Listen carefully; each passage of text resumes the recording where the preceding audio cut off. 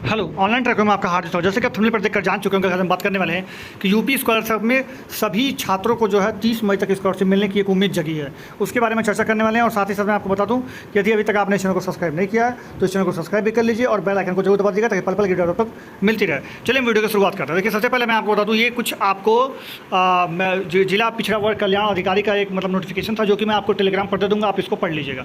इसमें 4 शर्तें जो स्कॉलरशिप के लिए हैं तो उसको आप टेलीग्राम पर पढ़ लीजिएगा। चलिए हम आपको बात बता दे रहे हैं।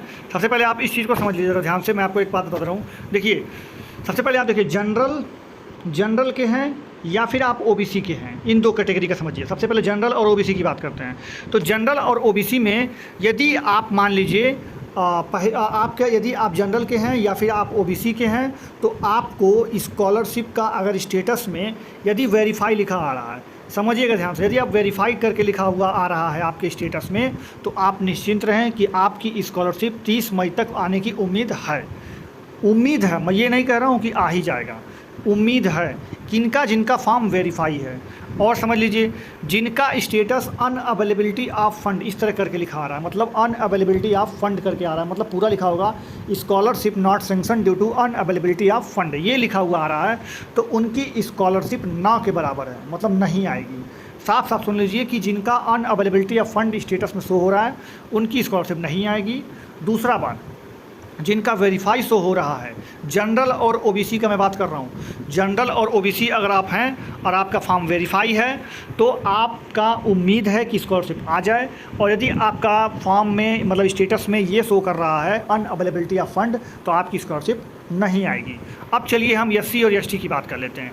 देखिए, बहुत सारे जैसे ये जिस बच्चे का स्टेटस है आप देख सकते हैं स्क्रीन पर, ये एससी कैटेगरी का स्टेटस है।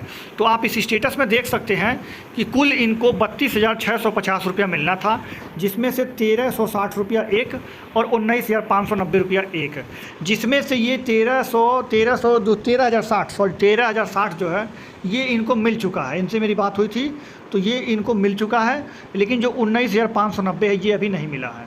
तो अगर आप एससी से हैं, देखिए एससी से हैं और एसटी से हैं, एससी और एसटी दोनों से अगर आप हैं तो आपको ये दिमाग में बना लीजिए कि यदि आपका एक किस्त आया है दूसरा नहीं आया है तो आपको 30 मई तक वेट करना होगा और 30 मई तक आपकी स्कॉलरशिप आपके खाते में डाल दी जाएगी दूसरा किस्त का।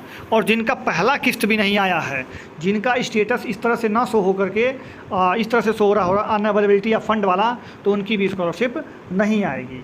तो आप इस चीज़ को समझिए, यदि आपका स्टेटस में इस तरीके से शो हो रहा है जिसमें से आपकी पहले किस्त आई है दूसरी नहीं आई है तो आप 30 मई तक का वेट कर लीजिए, आपकी स्कॉलरशिप आ जाएगी दूसरी वाली किस्त। और यदि आपका स्टेटस इस तरह से शो ना हो करके वेरीफाई दिखा रहा है तो उम्मीद है, एक उम्मीद लगा सकते हैं, कंफर्म बिल्कुल भी नहीं है, एक उम्मीद लगा सकते हैं कि 30 मई तक आ जाएगी।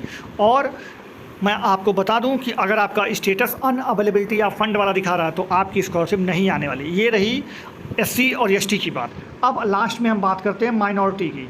यदि आप माइनॉरिटी कैंडिडेट हैं, मतलब आप माइनॉरिटी के छात्र हैं, तो देखिए इनका भी स्टेटस चेंज हो चुका है।